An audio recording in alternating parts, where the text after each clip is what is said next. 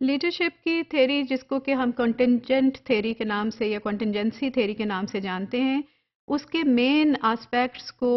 جیسا کہ اس کا نام انڈیکیٹ کر رہا ہے، اس میں ان سچویشنز کو ایمفسائز کیا جاتا ہے یا ان پہ ایمفسس دیا جاتا ہے جو کہ جس کے اندر لیڈرشپ نے کام کرنا ہے، اس نے اپنے سرٹن ڈیسیژنس لینے ہیں، سرٹن سٹائلز کو اس نے اپنانا ہے. سو اس میں پہلی دفعہ جو انوائرمنٹل فیکٹر تھا اس کو بھی امپورٹنس دی جانے لگی کہ لیڈر کا جو پریفرڈ سٹائل ہے اور اس کو ڈپینڈنٹ کر دیا گیا ان انوائرمنٹل فیکٹرز کے ساتھ جس میں کہ وہ کام کر رہا ہے، نمبر 1. نمبر 2، ٹیم کی ایبلٹیز کے ساتھ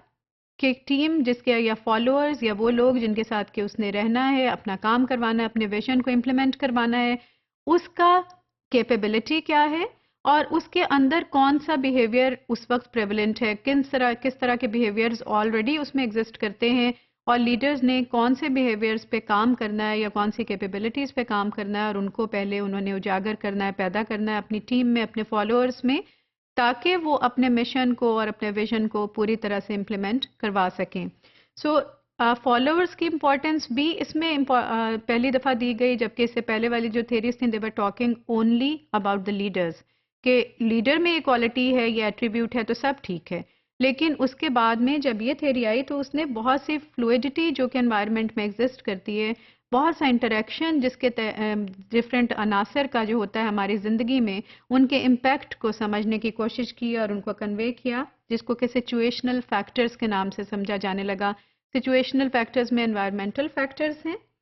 اور آپ کے فالوورز کی وہ ایبلٹیز ہیں اور پھر اس کے مطابق لیڈرشپ کی یا لیڈر کی اپنی ایبلٹی، اپنا اس کا مائنڈ سیٹ ہے کہ وہ کون سی اپروچ کو لے کر چلے. ہو سکتا ہے کہ وہ صحیح ثابت ہو جائے اور اگر وہ ان میں سے کسی بھی فیکٹر کو نظر انداز کرے گا تو وہ ایک لیڈر جو کہ جس نے کوئی ایک اپروچ کو اپناتے ہوئے کسی ایک آرگنائزیشن میں، کسی ایک ڈپارٹمنٹ میں یا کسی ایک انوائرمنٹ میں کام کیا ہوگا بہت سکسیزفل ہو کر، ہو سکتا ہے کہ وہ دوسرے ڈپارٹمنٹ میں آئے یا دوسری آرگنائزیشن میں آئے تو وہ بالکل سکسیزفل نہ ثابت ہو سکے یا انتہائی چیلنجنگ اس کو انوائرمنٹ کا سامنا کرنا پڑے، سچویشن کا سامنا کرنا پڑے،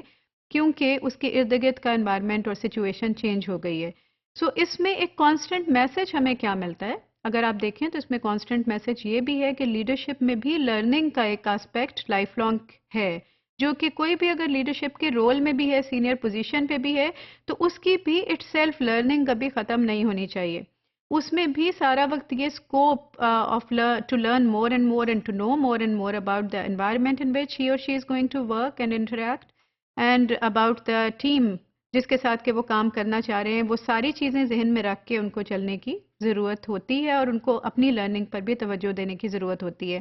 نمبر 2 کہ انوائرمنٹ میں آپ نے کتنی تبدیلی لے کر آنی ہے تاکہ یہ نہ ہو کہ ایک جگہ پہ جو اگر آپ میں وہ جو کہتے ہیں ایک مائڈس ٹچ وہ اگر دیکھنے کو ملتا ہے تو وہی انسان دوسری جگہ پر جا کر ایک کمپلیٹ فیلئر بھی اس کا سامنا کرنا پڑ سکتا ہے. اگر آپ یہ سمجھ کے جائیں کہ I know it all, I have been working on so many senior positions, I have learned it through experience, so there is no need for me to learn.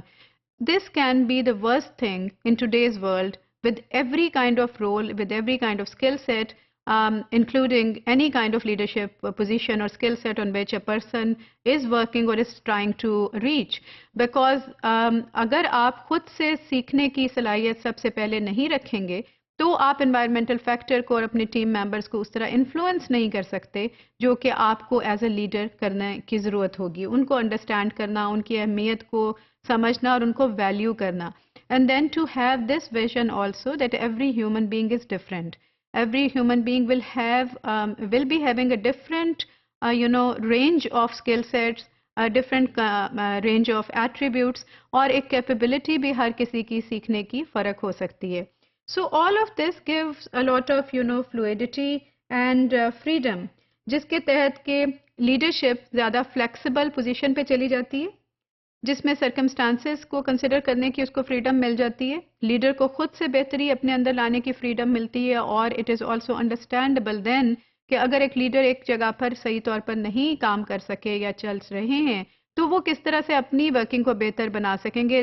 There is nothing wrong with the leader. ہمیں یہ بھی ایک اندازہ ہوتا ہے کہ ہم اس پہ ایک فیلڈ لیڈر کا ایک لیبل نہ کر دیں، بلکہ وہ سرکمسٹانسز کو سمجھتے ہوئے اپنی بھی ورکنگ بہتر بنائیں، انوائرمنٹل فیکٹرز کی بھی بہتر بنائیں اور اپنی ٹیم کو بھی آگے لے کر چلیں. Because there is no such thing under this theory جس کو کہ ہم فکسڈ ایٹریبیوٹ کے نام سے لیڈر کے ساتھ لیبل کر دیں اور سمجھیں کہ وہ ہمیشہ کے لیے فکس ہو گئے اور وہ ہمیشہ ان میں موجود رہیں گے اور ہر جگہ پہ یکساں طور پہ وہ مفید ثابت ہوں گے.